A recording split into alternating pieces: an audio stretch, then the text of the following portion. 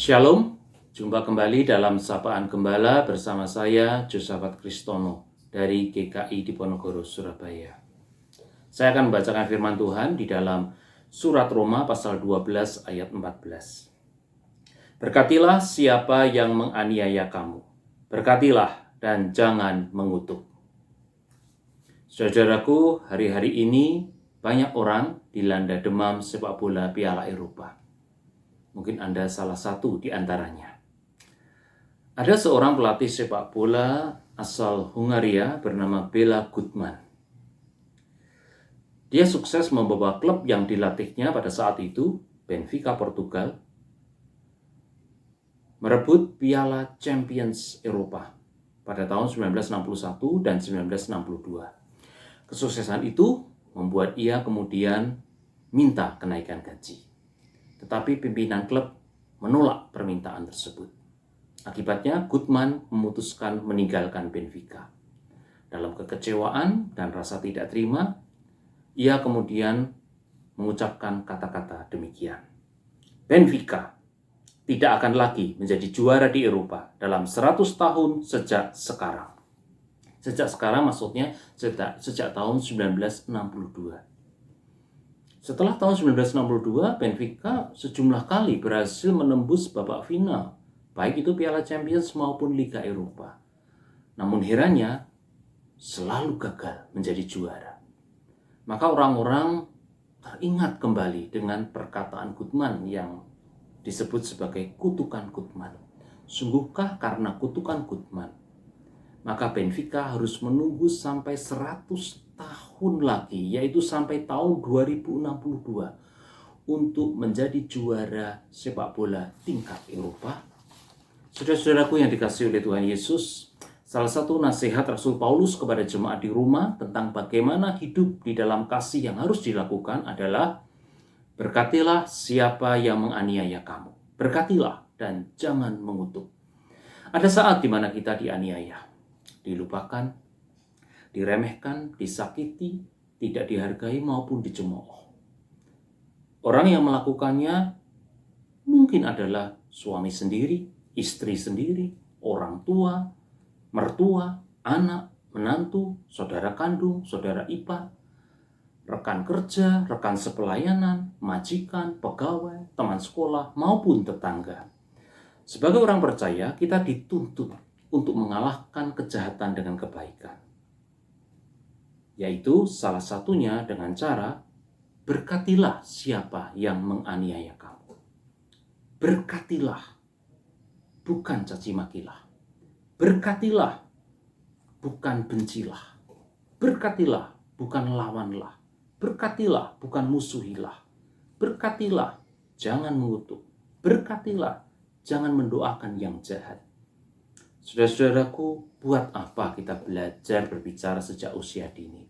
Buat apa kita belajar sebuah bahasa untuk dapat berkomunikasi jika di kemudian hari kita gunakan itu untuk mengutuk, untuk mencaci maki, untuk menfitnah, untuk menghasut, untuk menghina? Begitu banyak kekacauan, konflik, permusuhan, kesedihan, sakit hati, dan kepahitan yang berawal dan bersumber dari perkataan yang terlontar dari mulut bibir kita. Firman Tuhan dalam surat Yakobus pasal 3 ayat 9 dan 10 mengatakan, dengan lidah kita memuji Tuhan, Bapa kita, dan dengan lidah kita mengutuk manusia yang diciptakan menurut rupa Allah. Dari mulut yang satu keluar berkat dan kutuk. Hal ini, saudara-saudaraku, tidak boleh demikian terjadi. Lidah adalah pemberian luar biasa dari Tuhan. Kita mesti gunakan untuk menjadi saluran berkat Tuhan, bukan saluran kutukan.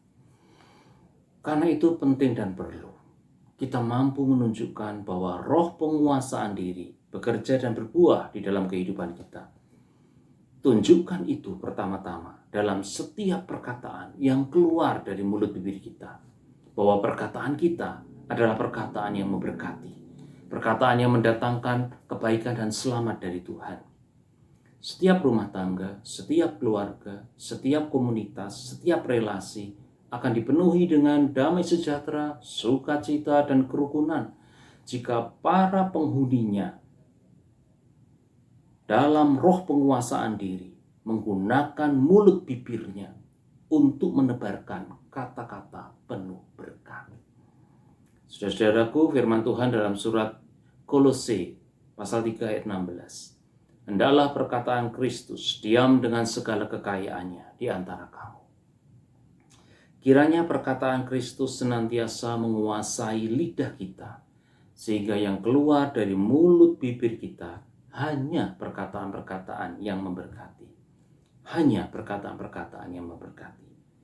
Jadi saudara-saudaraku, berkatilah dan jangan sekali-kali mengutuk.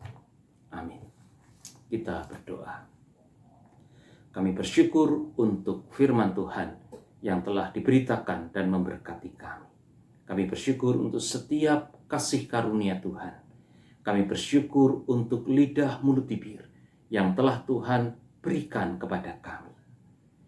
Kami mau perkataan Kristus dengan segala kekayaannya yang menguasai mulut bibir kami, sehingga yang kami ucapkan hanya perkataan-perkataan yang memberkati. Jika hari-hari ini ada di antara kami, entah karena kekecewaan, amarah, maupun rasa tidak terima, telah berpikir dan berniat untuk mengutuk, kami percaya firman Tuhan yang telah diberitakan dan buah roh penguasaan diri akan mengingatkan dan menolong dia untuk mengurungkan niat tersebut. Terima kasih Tuhan. Kami percaya jikalau setiap dari kami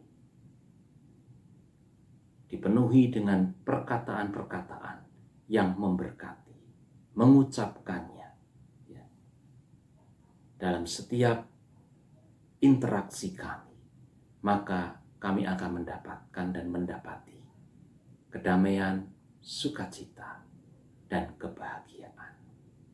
Di dalam nama Tuhan Yesus, kami mengucap syukur. Amin. Terima kasih. Salam dari saya, Josafat Kristono, dan dari Jemaat GKI Diponegoro, Surabaya. Tuhan Yesus memberkati Bapak, Ibu, dan Saudara. Amin.